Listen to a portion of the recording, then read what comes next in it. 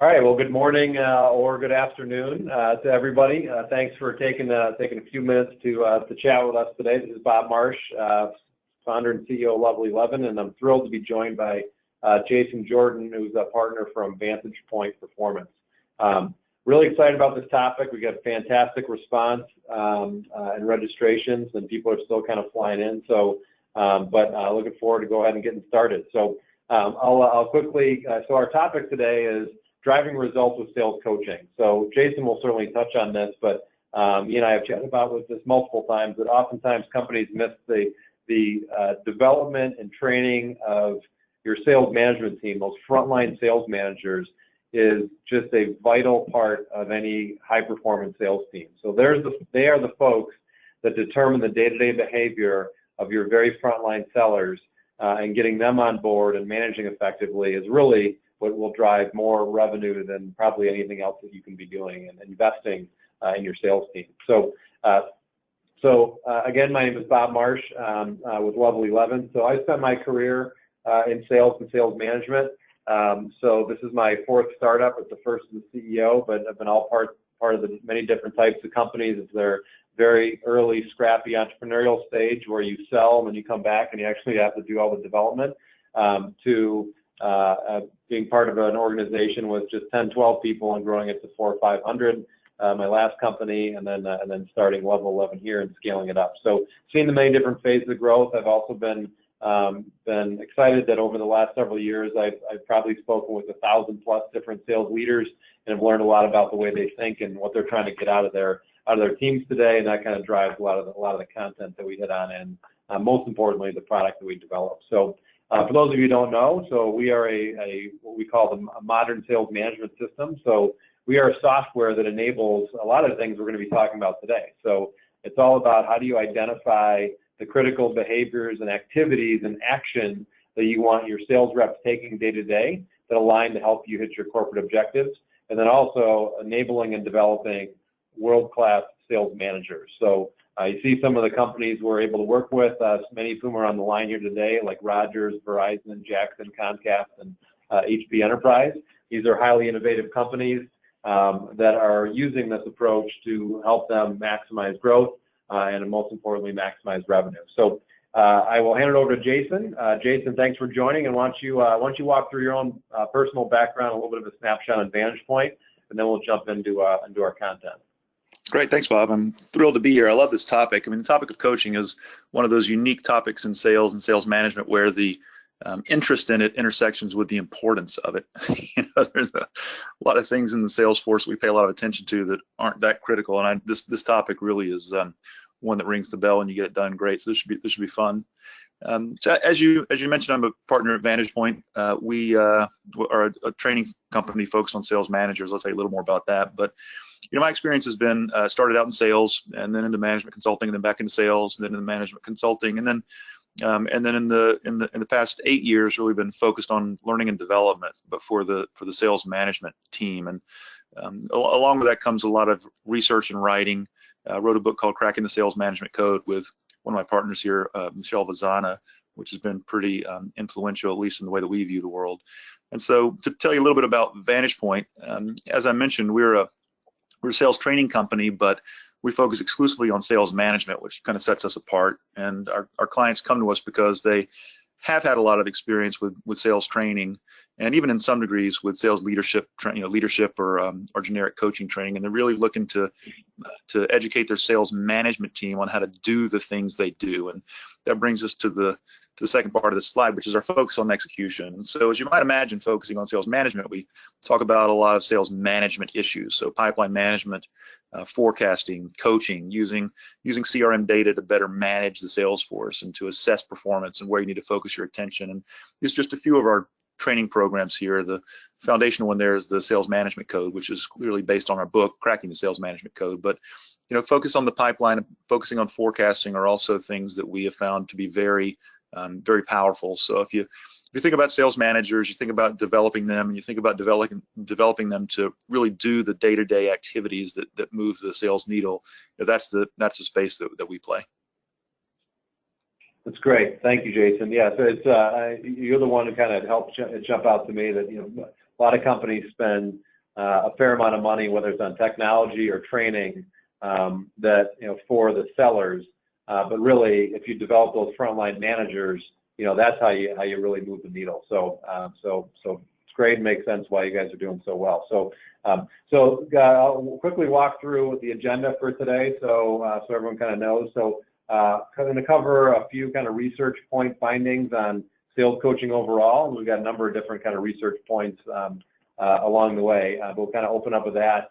Talk about the different types of coaching. I think that many sales managers feel like they're a coach because they want to say they're a coach, but it's tough to, how do you decipher or break down what are the different types of coaching that actually happen? What we call the new reality, or the reality for a new frontline manager. So that can be a sometimes startling realization when you get into management and realize what it's all about. And then finally, a little bit some of ideas on how to implement a consistent data-driven coaching process. So, and then at the end, we'll have time for questions. So please feel free to send in your questions through the questions or the chat pane. We'll grab those, and we'll try to get to as many as we can. So go ahead and move along from here. So first of all, what's the data tell us? What is some of the research? So the first thing is that coaching works. So let's just start there. So this is an important topic, and when done effectively, it's very powerful, and it just flat out works. So according to some research from Forbes Insights and from Salesforce, is that sales teams who use sales performance coaching are winning more, they have more pipeline, and they lose less often. So those can be two different things, losing less and winning more. But so the key is it works. Then in addition to that, 74% of the companies, leading companies, say that sales coaching is the most important and fundamental role of their frontline sales managers. So we could throw stats at you all day long. These are a couple that stand out that it's critical and important to do this effectively. The problem is that it's just not happening, and it's not happening enough, and it's not being done the right way.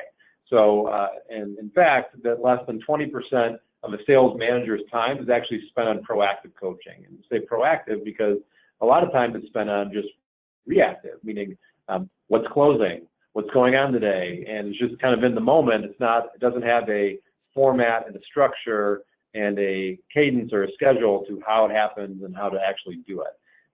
In addition, and this is a bit more of a training one, so you can go talk to salespeople about the right way to manage a sales process or strategically grow an account or whatever it might be, but it just gets lost. You can't just train somebody on something and then it's going to last. Like, you get the effect of that in the first, say, 30 days, but you know, the stats say 84% of the content that's learned is lost after 90 days. So this one is important because it's up to the managers to really be driving and reinforcing whatever is learned and how you want to drive that team on a day-to-day basis. So again, that frontline management team, as touched on earlier, is just vital to the overall success.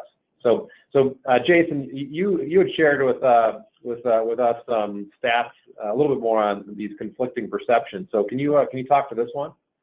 Sure. This is a great piece of research. This came from a client of ours. They came to us and they were having what they perceived as a coaching problem, which they were very, as a commercial development leader said, she was very frustrated with the situations. To set the stage, this is a global company. I mean, anyone in any country would know this company, and so we were working with one specific division. They had 124 sales managers, and when we looked into their training history, the 124 sales managers had taken over 400 courses with coaching as either the title of the course or one of the primary learning objectives. And so they'd invested huge amount of time, sums of time and money in getting their sales managers coaching because they understood the importance. And as a part of that, they did a survey, and this is their data that we worked with them to collect. And they basically asked sales managers, how much time are you spending coaching each of your reps per month? And you can see the breakdown here. So if you look at this, 55% of the sales managers said they were spending between 3 to 5 hours a month per rep doing coaching, and 38% said they were spending more than 5 hours per rep each month coaching. And so they looked at this and they said, well, this looks like all this effort has paid off with 400 courses to 124 managers. They unfortunately, they had one more data point out of the survey. In addition to asking the managers how much coaching they were doing, they asked the sales reps how much coaching they were receiving. And it was kind of comically different picture. You know, the sales reps, more than half of them said they were receiving almost no coaching, where the sales managers perceived they were doing this grand amount of coaching. And it kind of gets to an important point with coaching, which is, and Bob, you and I were talking about this just the other day, you know, coaching is a term like sales process, or you know, pick a term that gets thrown around in the sales force. It doesn't mean that much to anyone, but it means everything to all people at the same time. It's kind of a term that is open to interpretation. And one of the issues here is that the sales managers thought they were doing a lot of coaching. The salespeople perceived they were receiving very little. And so somewhere along the way, there was misalignment in their minds between, you know, what was coaching. If a sales manager rides along with a salesperson for 6 hours one afternoon, the sales manager say they did 6 hours of coaching, but the salesperson might perceive they just got interrogated for 6 straight hours. So it's this is a great, rich example that underscores companies have invested a lot in this, and companies know that it matters, but you know, the deployment of it really has a huge impact on how successful it is. And so we're gonna talk about a lot of the things that drive to a more successful picture of this as we go forward. Yeah, it's great. It's so fascinating and yeah, so common. It's, you know, as a manager, especially when you first move into management, you think of yourself like, it's almost like the word coach doesn't help, because, you know, everybody immediately kind of makes the connection to sports. Like, I want to be a great coach, like, you know, whatever it might be. And so you ask someone if they're a coach, they're of course going to say yes. They think they're doing it because they think they're motivating somebody, but we all know what it feels like as a rep when you do the interrogation, as you mentioned. So it's great to put some data around it, as always. Yep. So based on that leads into kind of helping, you know, sales managers need to understand, what does coaching actually mean? You know, as I mentioned, you go around and ask someone, like, are you a coach? Do you coach your reps? Like, every one of them is going to say yes, but not everybody knows exactly what that means. So I like to kind of categorize it in 3 different areas. So there's, and you could keep going, there's a lot of different types. There's opportunity coaching or deal coaching, whatever you want to call it. So, you know, working with a rep, and this is the one that tends to be very reactive, where the rep will come to the manager and will talk about, you know, hey, I need help on this deal, what should I do?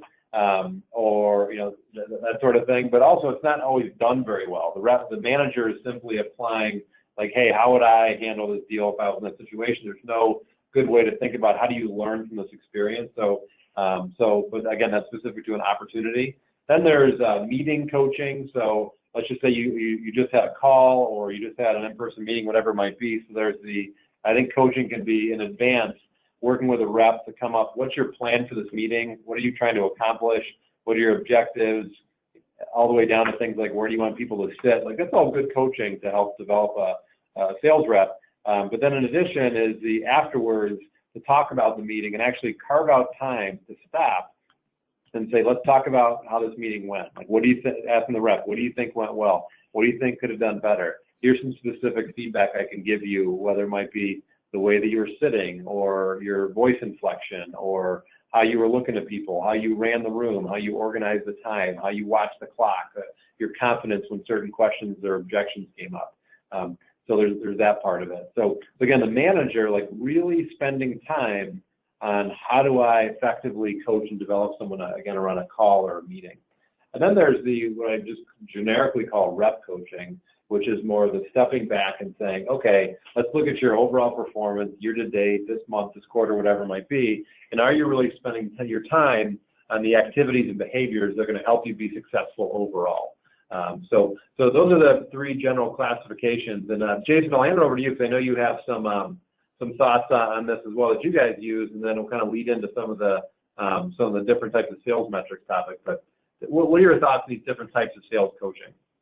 Well, I think these are important distinctions, you know, because one of our themes when we engage people to improve their coaching is that how you, I mean, obviously the research I just shared, how you define it matters, whether people think they're doing it, or and even more importantly, whether it's valuable. And in our mind, the most valuable places to have coaching are when you are having, you know, conducting sales meetings and when you're pursuing deals, because that's the kind of coaching that really moves the needle in the near term. You know, if your sales managers between Monday morning and Friday afternoon are doing exactly that. They're helping their salespeople pursue deals and win deals, and they're doing that by making sales calls and conducting sales meetings. And that's where the coaching, we think, really gets slighted. You know, if if you tell someone we'd like you to be a coach, a lot of times it's almost like their head comes off and goes into a different place. And I think they're thinking about more of this rep coaching or developmental coaching or performance management, where you're identifying gaps and here's where we are, here's where we need to be. What are the activities and training and development type stuff we need to get reps moving along their career or moving along their performance. And that's important. But I think drawing the distinction between helping people develop as reps versus helping people win more deals as reps is an important one. Both critical, one for the near-term success, one for the longer-term success. But the more attention that's focused on helping people conduct good sales calls and meetings and pursue and win more opportunities and deals, that's where we really think the difference is made. And you kind of alluded to some of the research and some of the data that we have done. And this comes from our book, Cracking the Sales Management Code. We did some research into how people are measuring their sales teams. And one thing that was really interesting is when we looked at the nature of the metrics. So just imagine you have your sales report in front of you, and what's on that sales report, right? So your revenue tracking toward your target, the number of sales calls that are made, maybe the number of new opportunities in the pipeline. Right? So we measure a bunch of stuff. And when we thought about what those metrics are actually directed at, we found there were kind of 3 different levels of metrics if you think about them and how manageable they are. And at the top, they're business results. Right? These are things like market share or revenue growth. These are the things that we get hired to do and fired if we don't in sales, but they're results, they're outcomes. They're kind of lagging indicators, if you will. And then in the middle, we had things we called sales objectives, which are things that you want and you can influence, but they require consent, typically from a customer, right? So if you want to acquire new customers, they have to agree to be new customers. If you want to sell a certain product, a customer has to agree to buy that product. And then at the bottom, there were sales activities. And these are the things that we actually do. These are the things that sales managers can direct and sales enablement can enact and salespeople can do. So these are things like making sales calls and coaching your sales reps. And if you're an L&D or an enablement person, these are things like conducting training or providing tools to your team. And so the important thing here is not that we can distinguish metrics, but that if you go to the actual data here, the important thing is the sales activities are the only thing we can really manage, and sales activities are the things that we really ignore from a measurement and management perspective. So there's some data here that you can see. We looked at the prevalence of these metrics on everyone's management reports, and 28% of the metrics, and this probably aligns with your reports if you were to pull them out and categorize them. 28% were things like revenue growth. 55% were things like acquiring customers and selling products, and only 17% were managing actual activities. And so the important thing here that is, if we're going to be a coach, if we're going to get better at coaching, of course we want to help our people get to their quota. I mean, of course we want people to succeed ultimately, but the path there is by helping them do the right things. And there's a misalignment in the emphasis in Salesforce on the outcomes we want versus the things we do and the way that we actually get those outcomes. And so from our perspective, from a coaching perspective, and this gets back to my comment that our company is very focused on execution, in our mind, if we had to put you through a course in coaching that taught you how to develop the rep, right, from a perspective, or we had to put you through a coaching program that taught you how to help reps make sales calls and win more deals, we would lean toward the latter, because these activities of the sales force are really where coaching has a huge impact, but we tend to neglect it for a number of reasons. And Bob, I know Level 11 does a lot of work in this area, enabling this type of focus, and maybe you can even say something about what you've seen about the focus on outcomes versus inputs, if you will. Yeah, I think this becomes one. We tend to come across 2 different types of companies. I mean, there's those who say, hey, we're already kind of bought in. We really they already philosophically understand that we need to manage our salespeople around the things that they can control, and we need some systems to help enable our managers to do that more effectively. There's other companies that come across and say, we're just a mess, and we're stuck in the dark ages, and we need to kind of transform the business and how we look at things. So they're trying to institute, this sort of an approach. But yeah, no question. I mean, this is how the progressive and high growth companies are really thinking, because there's that realization that what happens is that at the executive level, you tend to set your objectives, and they are around the things that you mentioned, Jason. So it's, market growth or year-over-year comparisons, or increase our deal size or our batting average or new product. But what ends up happening is all those goals and objectives, they're built in reports and on spreadsheets that kind of stay in the boardroom, if you will, or maybe are even looked at regularly by the executive team. but they don't get translated down to the day-to-day realities of what a rep's doing. And that becomes very frustrating. So at the executive level, because you don't get the growth that you need. So it kind of leads into this idea that there's just this misalignment between what sales executives and really the executives of your company want and what sales managers are actually doing. I was actually just talking to a client that, was happened to be in our office today, and they talked about how, there's this critical new product that they're taking to market, and they need to convert their existing customers over to this new product. So what's happening is that they've literally built a spreadsheet to say, what's our, have we called on all these accounts? Have we created an opportunity to try to switch them over? Have we followed up on the opportunity? What stage is it at? And it's all handled through a spreadsheet and the executive driving it down because it's a vital initiative. But what happens is you go through that and the operations team looks at it, the executive team looks at it, and then frontline managers, they just get hammered every week with, here's the next report, what happened, and nobody can do anything about it. So the conversation was all around, how do you translate this into what are the day-to-day actions that you need your reps to do so they're rallied around it, versus saying, hey, I know there's a big initiative around that doesn't really apply to me, or I'm doing the best that I can.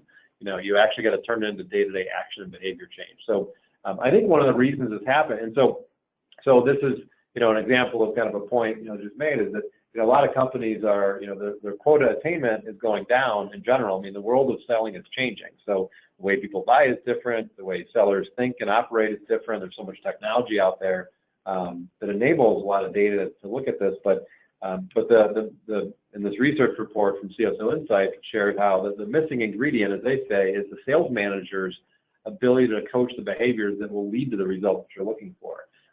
So I think one of the reasons this is that when you become a frontline manager, I mean, so these are people who are new to management. Some of them maybe have done it for a little while, but it's typically their first management job. And they're generally made up of people who are former successful reps. Not always, but typically that's what it is.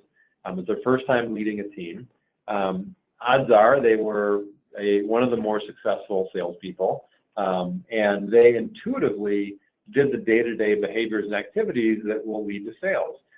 So they just naturally, always prospected. They were naturally good networkers. They were naturally always building pipeline because they almost had the sense that there wasn't enough. They were always looking at what's closing this month, what's closing next month. I don't have enough pipeline. I got to build it. But again, there was some instincts and intuition around this that really drove them. And what I've found often is that when you talk to these salespeople and you try to dig out from them, tell me what you do day to day, they don't even know. They can't even answer the question because they're just like, I don't know, I'm selling. This is sales. I talk to people, I create opportunities, I drive them through, I figure out what's qualified or not, and I figure out where to spend my time. Well, the problem is that you quickly realize when you become a manager that they don't all think like that. Not every salesperson thinks like that. And in fact, a very small percentage of them actually do. And so as the manager, you realize that I'm not just here as the person to swing on every deal and try to win it. I need to get all of my team operating in a consistent way so that everybody's hitting quota, or a greater percentage of them are hitting quota, because that middle group are the ones that really need help. And so this is some of the research around it. And I know, Jason, you've got more, which we'll get to, but if you look at your team, the reality is the majority of them are those middle performers. So in this example here, we've got, let's just say you have a 100-person sales team. So maybe you're going to have 15% of those, or 15 people, that are the absolute top performers. They figure out a way to get to the number. They don't even know how they do it. A lot of it is based on gut instinct, but they figure out a way to make it happen. So everyone loves those. You feel like I got to go hire all those A's, but you're just not going to. It's almost a futile attempt. You can try to find great people, but the reality is, and you're going to have people that are struggling or onboarding, who are kind of the other 15 at the bottom, but the majority of your team is in the middle. And so those middle performers, those are the ones that you really need to build management systems around, and structure and activity goals, et cetera, around those people. Because if you can just move the needle a little bit with that middle group, it adds up, simply because there's so many of them. So if you move the needle a little bit when your top performers, they're already pretty good. So how much more are you going to really move them? But more importantly, there's only 15 of them. Where the middle group, there's actually room for improvement. And again, even if it's a little bit, multiply it by 70 in this 100-person sales team example, because again, there's just so many of them. So that's kind of what often gets missed when you become when you're that top performing rep that becomes a manager. You tend to spend your time with the top performer because they probably think like you have more in common. But those middle and a little bit of the bottom, those middle ones are the ones who truly need your help as a former successful rep. So how do you replicate and codify basically what you did to help everybody else? So Jason, I know you got some additional research on these points, which I find just so fascinating. So you want to share some of these? Sure. So the conversation you were having, the data you were showing was kind of the distribution of sales people, and you're making a great point, which is that the sales manager has to make a decision as to where he or she allocates the time. Right? Do you go after do you spend your time with the top, or do you spend your time with the middle, or do you try to bring the bottom toward the masses? And we develop sales managers, and so we look at the question just one layer up in the organization, and we say, well, how are sales managers performing, and what's the opportunity to get the sales managers to higher levels? And so this is sales manager data. This is from a research study we kind of have ongoing. This particular data has got a little over 500 sales managers from pretty large business-to-business sales forces. I mean, our clients and some of our prospects, and we categorize the sales managers according to their performance. So if you're a sales manager and your team has a $10 million target, this is how did the sales manager's team perform relative to target. And so the bottom 25% of managers were performing at 76% of their target. The middle 50 were around their target, which you would hope to be the case, and the top 25% are 115%. And if you look at the spread here, this is pretty dramatic. So between the 76% performance at the bottom and 115% at the top, it's a 39% difference in revenue performance, against their target. And I mean, take your target and add or subtract 39%. It's a meaningful amount of money that's on the table if we can get sales managers to get their teams performing at the highest level. But there's kind of more interesting stuff in this study, actually. So you look at this and you go, okay, well, this is probably what I would expect to see, right? There's low performers and middle performers and high performers at the management layer. And mostly that's how sales managers get judged, is by their team's revenue performance to target. We looked at it a little differently. I mean, we looked at what percentage of the sales managers' reps were achieving the reps quota. Right, so if the team's got a $10 million quota, let's say they have 10 reps with $1 million quotas. We looked at how many of the 10 reps were getting to $1 million, and it was so insightful. So we looked at the bottom 25% of managers, middle 50, and top 25, and what we saw is that unlike the sales manager's performance, where there was kind of a clear linear progression from the bottom to the middle to the top, in reality, the middle sales managers and the bottom sales managers really weren't that different in bringing all of their reps along to quota. I mean, what this really shows us is that it's really only the top sales managers who are really helping their sales reps improve. The middle 50% there were near their quota, but they were either doing so because they had a handful of sales reps who were just crushing their quota, and it kind of disguised their bad management and coaching, or else in a lot of cases, sales managers will be player coaches, and they'll pour in some revenue on their own to kind of fill in the gap where their team is missing it. But the point here is that even the middle performing managers are really struggling to do the things we need them to do, which is to coach and to develop and to do all of the different types of coaching we talked before. I mean, your sales manager's goal in our mind should be to get everyone to quota. I mean, of course you want to hit their target, the team's target, but really getting salespeople to higher levels of performance is where this comes. And this tells the story that, if you're like most of the companies that we work with, and these are smart, companies that do a lot of development and training of their managers, it's really just the cream of the crop that are really good at the stuff we want sales managers to be good at doing. Yeah, this one's really amazing to me. So to make sure I get it right. So if on the prior slide, so you might make the point. So your middle performing managers on quota attainment, they look pretty solid. They're 99% of quota. But your point is that could be driven by some high performing reps that are kind of their horses that are getting them there, right? Yeah, I wrote a blog post a few months ago. It said basically are good salespeople disguising bad managers, and I think that's what's happening here. And it's one or two good rock star salespeople, and you can get to your number. Or if you're a seller, if you're a player coach, you play your way around them. But in reality, the goal should be to get 100% of your sales reps to quota, not just even 65%. But most of the team is not getting there. So on average, we saw that 52% of these reps were getting to quota, and that's a bad number. And even the top 25% were only getting 2/3 of their reps to quota. There's so much opportunity here in the sales management ranks. It's really kind of staggering that we haven't paid more attention to it over time, honestly. Yeah, it's amazing. This one right here, the percent of quota attainment is great. You're right. That would be the ultimate measure of you're a good manager because you're making more people better. So that's great. Yeah.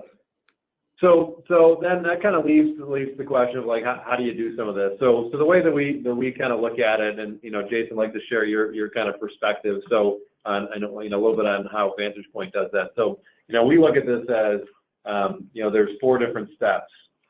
One is you need to define the critical metrics or activities or behaviors that you want to manage your team around. So identify your sales goals. Say, all right, what are the management systems or operating metrics that I want to really work and manage around? Then I need to, what kind of systems I want to build for how my management team runs that. Then you need to align your sales organization around it. So make sure your managers are trained on, here's the critical metrics that we're paying attention to. Here's how to coach your reps around it. Here's how to do opportunity coaching and and meeting coaching.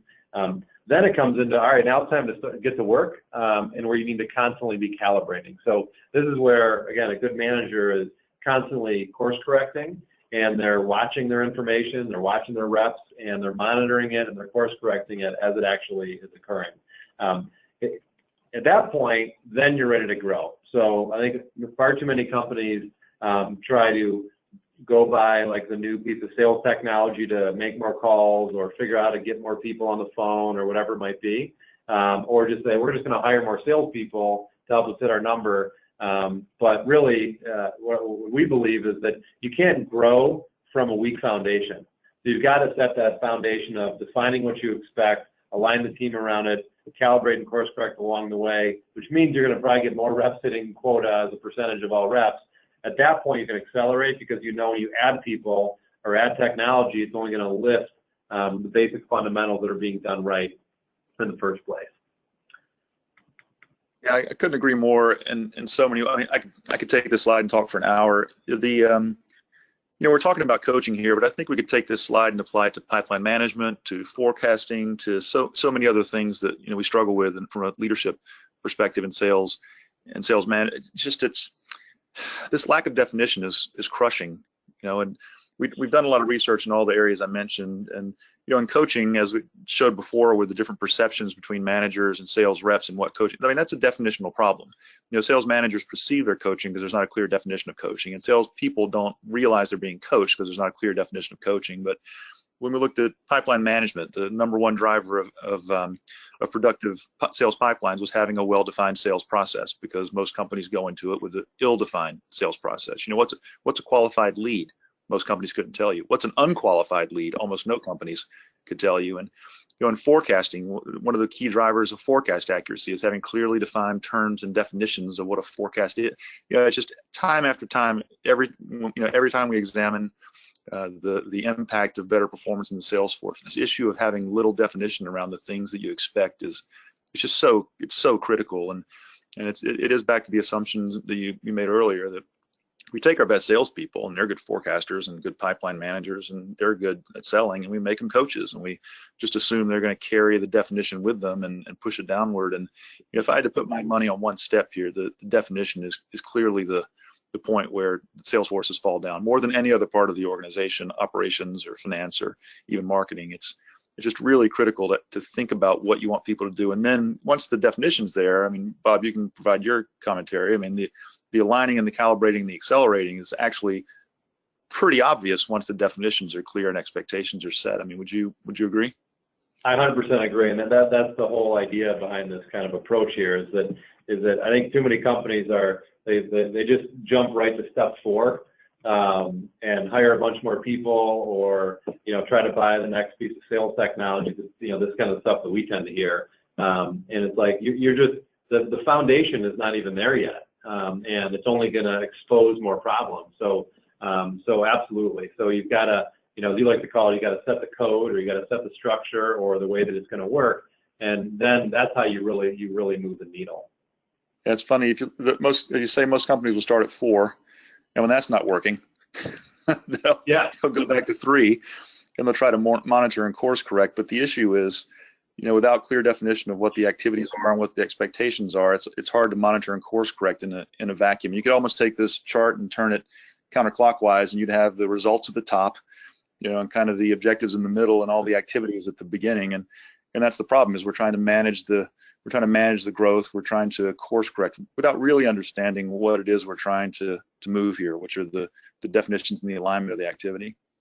Yeah, it's a great point. It's completely synonymous to that same approach. You try to manage the results and you're not going to get anywhere. But if you manage the behaviors that lead to results, now you're going to start being able to drive change. Yeah. So cool. So I'll share a little bit about, because I know people tend to always be curious on these, like, okay, what does this have to do, with level 11 or Vantage Point? So, this for level 11, like our technology, there's a lot more detail. You can get through a complete demo, but we're all about, when you define those metrics or activities or whatever you want to call them, through our scorecard technology, which is all native and built inside of Salesforce, you can get that simple view. So these abbreviations are just abbreviations. So every company can set their own. This example would be connects, new business, like a conversation, a new business meeting, pipeline, a new business. So, really at a quick snapshot, we're enabling the manager to see across my entire team, how's everybody performing, and through our pacing algorithm, it color codes, where are you ahead, where are you behind, and where are you on track. And so in my example here as a manager, I could see, hey, we're see a lot of green, which is on or ahead of pace, blue, which is on pace, on the new business or pipeline at the bottom of the funnel. So in that case, anytime a manager might feel like, hey, I'm feeling good, everything's great, but you've got a storm brewing over on the left here at the top of the funnel. So there's a lot of red at the, on the initial new business meetings and just making calls.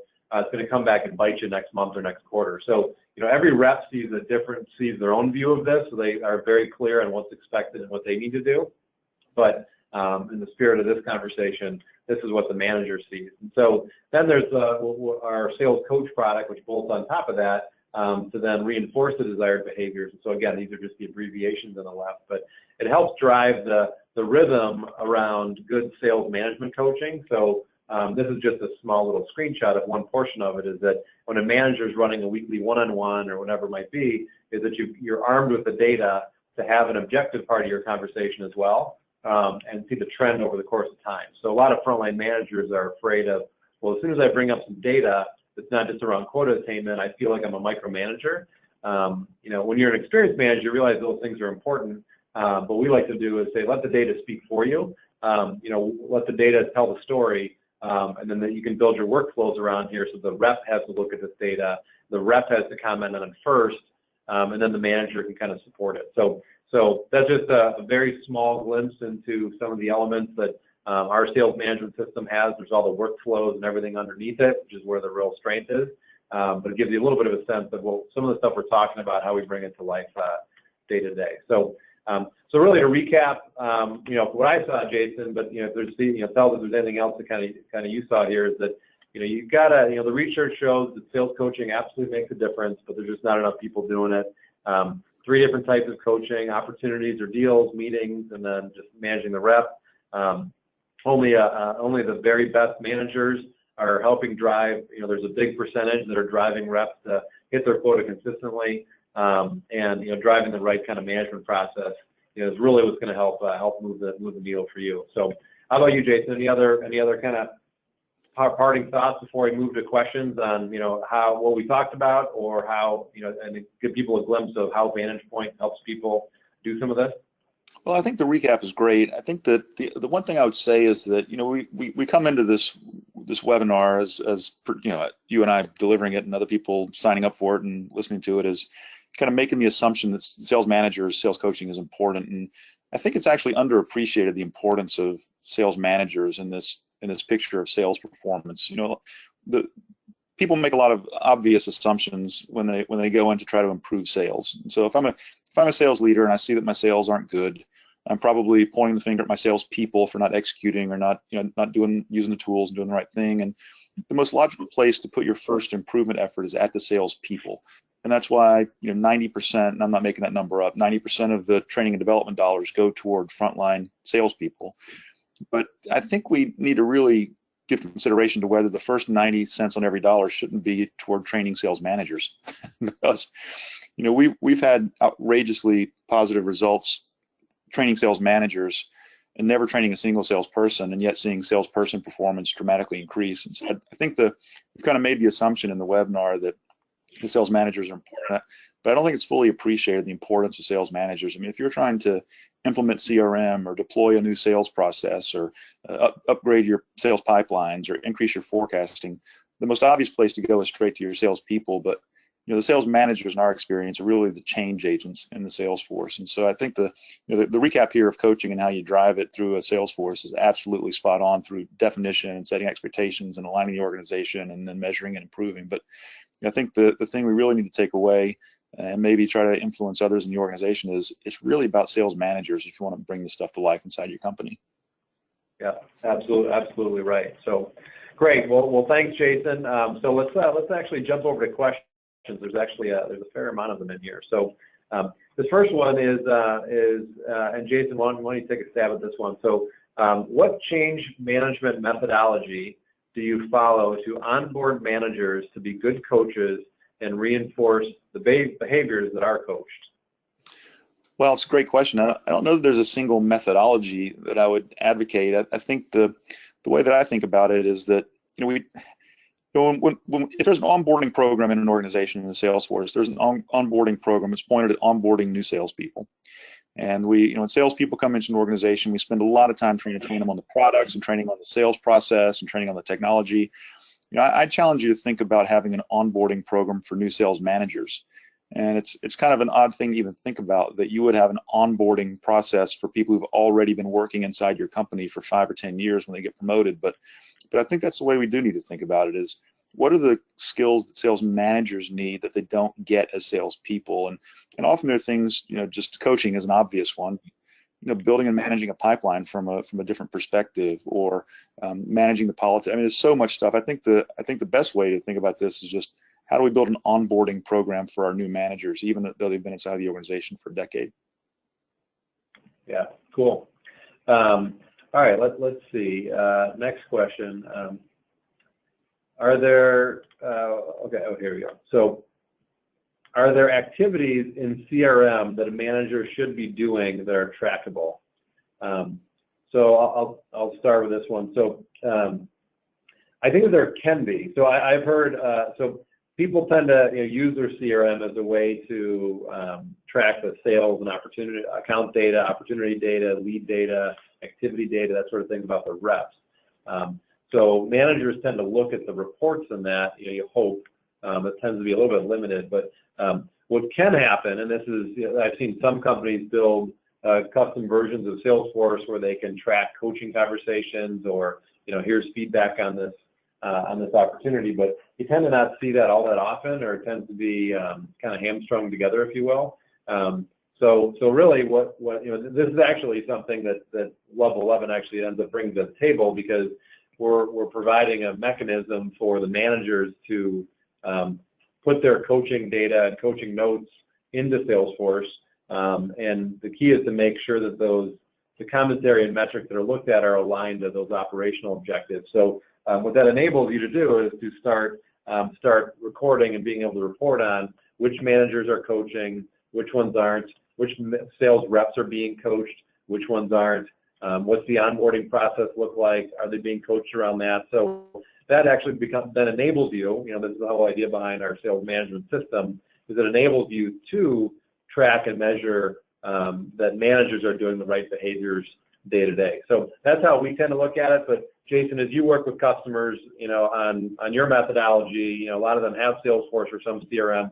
Is there anything they're doing to track and measure some of these management behaviors?